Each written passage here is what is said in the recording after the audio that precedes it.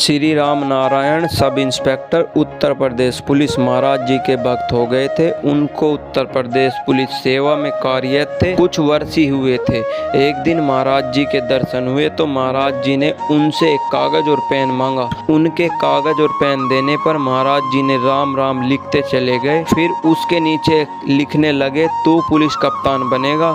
और उसके नीचे बाबा जी ने अपने अंगूठे की छाप लगा दी और नीचे लिखा, बाबा नीम करौली महाराज जी का ये हस्तलेखक नारायण जी के पास आज भी सुरक्षित है। कथा उस समय की है जब अंग्रेजी शासन था। उनका इस छोटेपन में आईपीएस होना किसी भी प्रकार से संभव नहीं था। इन्हें बाबा जी के लेख पर विश्वास नहीं हुआ, पर उन्होंने बाबा जी का हस्तक्षेप तो रख लिया। बाद में जब 1947 में भारत स्वतंत्र हुआ, अंग्रेज अफसर इंग्लैंड और मुसलमान अफसर पाकिस्तान चले गए, तब उत्तर प्रदेश में पुलिस अफसरों की बहुत कमी हो गई।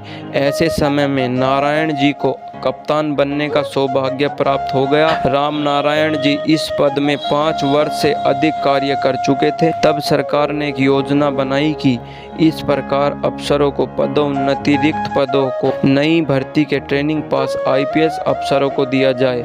नारायण जी कहते हैं कि वे इस योजना से वे अत्यधिक दुखी हो गए।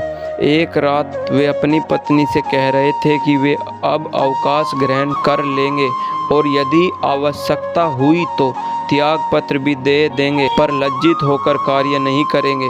इतने में नारायण जी के अर्दली ने सूचित किया कि बाहर सड़क पर एक बाबा आपको याद कर रहा है। नारायण जी ने वहां जाकर देखा तो वे बाबा नीम करौली जी महाराज।